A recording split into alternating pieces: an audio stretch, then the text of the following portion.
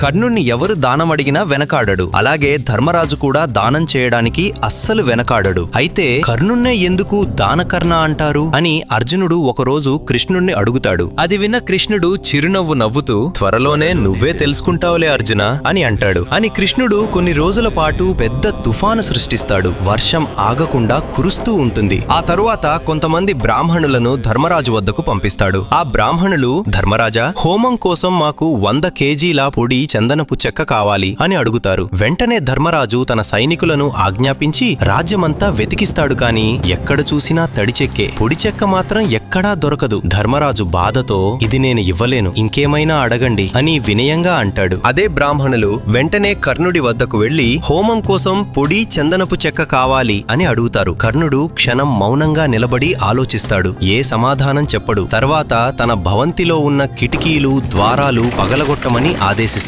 అలా వచ్చిన పొడి చందనపు చెక్క మొత్తాన్ని ఆ బ్రాహ్మణులకు అప్పగిస్తాడు. అప్పుడు కృష్ణుడు అర్జునుడికి అర్థమయ్యేలా చెప్తాడు. దానం ఇవ్వటం ధర్మం కనుక ధర్మరాజు ఇస్తాడు. కాని కర్ణుడికి దానం ఇవ్వడం అతని స్వభావం. అందుకే కర్ణుడినే దానకర్ణ అంటారు అని. కర్ణుడంటే ఇష్టం ఉంటే జై కర్ణ అని కామెంట్ చేయండి.